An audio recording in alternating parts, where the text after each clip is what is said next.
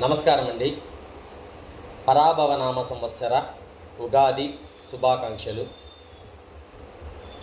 ఈరోజు జాతక విశ్లేషణ విధానంలో ఒక విధానాన్ని మీకు నేను తెలియజేస్తున్నాను సార్.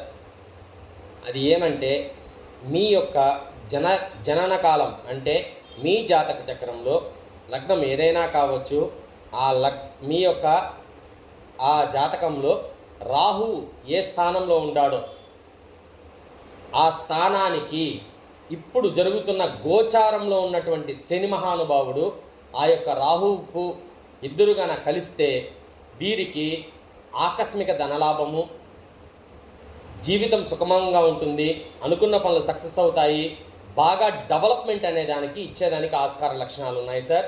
కాబట్టి జననకాల జాతకములో రాహు మహానుభావుడి దగ్గరికి గోచారంలో ఉన్నటువంటి శని మహానుభావుడు వస్తే వీరికి మంచి యోగం అనేది ఇస్తుంది.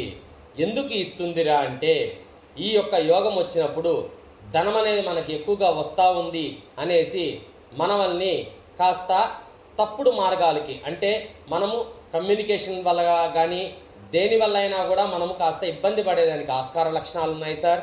కాబట్టి జాతకుడికి రాహువుకు శని మహానుభావుడు వచ్చినప్పుడు వచ్చే ధనాన్ని మనం భద్రపరుచుకుంటే మనం జీవితంలో ఉన్నత స్థాయి చేరుకునేదానికి ఆస్కార లక్షణాలు ఉన్నాయి సార్. కాబట్టి ఈ విశ్లేషణ అనేదాన్ని మీరందరూ గమనించగలరు అని కోరుకుంటూ నమస్కారం సార్. ఈ వీడియో నచ్చితే లైక్ చేయండి, షేర్ చేయండి, సబ్స్క్రైబ్ చేసుకోండి.